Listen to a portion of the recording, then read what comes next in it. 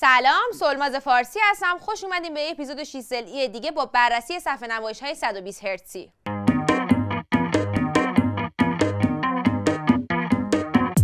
اگر طی چند وقت اخیر یه سر زده باشین به گوشی فروشی‌ها یا خواسته باشین گوشی بخرید، قطعاً این کلمه 120 هرتز رو شنیدین. همه میان میگن صفحه نمایش 120 هرتز، نمیدونم این 120 هرتز، این اینجوریه، اون اونجوریه.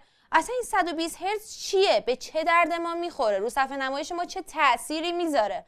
امروز اومدیم تو این ویدیو بهتون بگیم که اصلا داستان از چه قراره. پس با ما همراه باشین. هیچ میدونستین محتوایی که رو صفحه نمایش گوشیاتون میبینین، حالا میخواد بازی باشه، فیلم باشه، از یه تعداد عکسای ثابتی تشکیل شدن که با سرعت زیادی به شما نمایش داده میشن؟ واقعا میدونستین؟ به اون تعداد عکسایی که در ثانیه به شما نمایش داده میشن میگن نرخ تازه سازی یا رفرش ریت. واحد اندازه‌گیریش هم هرتزه. اون عددی هم هستش که پشت هرتز میبینین. به ما میگه که ماکسیموم چند تا فریم بر ثانیه یا عکسای ثابت میتونه به ما نمایش بده. پس وقتی بهتون میگیم این صفحه نمایش 120 هرتزیه، یعنی در هر ثانیه قابلیت اینو داره که 120 تا فریم به شما نشون بده. وقتی میگیم 60 هرتزیه، یعنی در هر ثانیه 60 بار، 144 هرتز 144 بار، 240 هرتز 240 بار. پس اگر میخوایم ببینین که نرخ تازه سازی یا همون رفرش ریت چی کار میکنه، به تصویر من توجه کنین.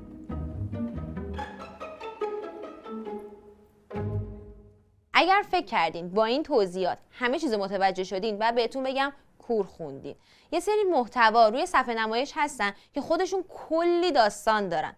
توی بازی ها و فیلم های سینمایی یه مفهومی هست به اسم فریم ریت که واحد اندازه‌گیریش فریم بر ثانیه است. مثلا فیلم های سینمایی با 24 فریم بر ثانیه ساخته میشن و شما اگر بخواید روی صفحه نمایش 120 هرتزتون نشون داده بشه، خب بیشتر از 24 فریم بر ثانیه نمیتونین ببینین.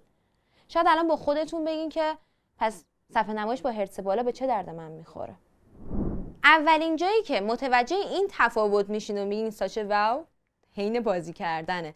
کسایی که کالاف بازی میکنن، اصلا کلا بازیای سنگین انجام میدن، خب روون بودن اون صفحه نمایش، لگ نداشتنش، سرعت بالاش، نمیدونم تصویر تار نشه و اینا خیلی براشون مهمه.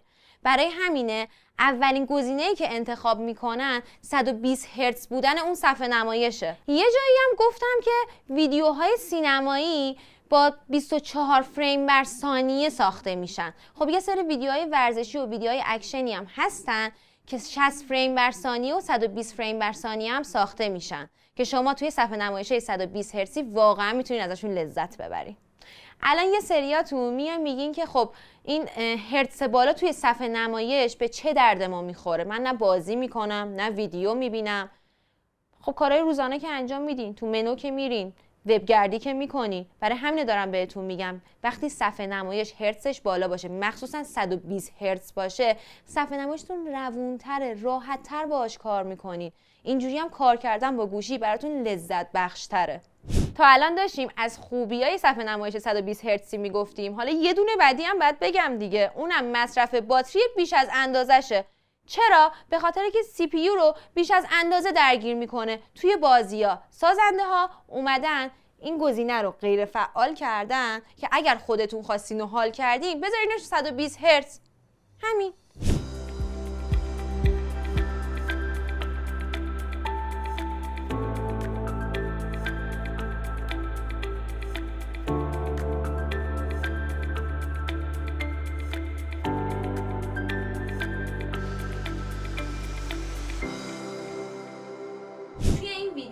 سعی کردیم که خیلی سریع و راحت در مورد فریم ریت و رفرش ریت بهتون توضیح بدیم که دفعه دیگه خواستیم برین گوشی بخرین، اگر کسی راجع به این چیزا صحبت کرد یه اطلاعات کوچیکی داشته باشین. البته این چیزایی که بهتون توضیح دادم فقط راجع به گوشی نیستا، بالاخره تلویزیون اینا صفحه نمایش دارن دیگه.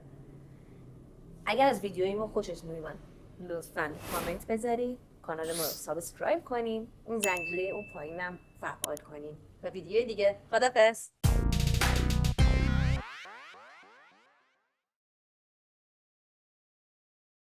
3 2 1 120 هرتز یعنی 120 بار بر ثانیه بهمون نشون میده. هر دفعه میگیم 60 هرتز یعنی 160 بار بر ثانیه. چی نشون میده؟ وقتی میگیم 60 هرتزیه یعنی 100 وقتی میگیم 60 هرتزیه یعنی وقتی میگیم 144 هرتز 144 بار 240 بار. یه سری محتویات هستن روی صفحه نمایش. اولین جایی که متوجه میشیم که این صفحه نمایش پس حالا چشاتو نکن اونجوری.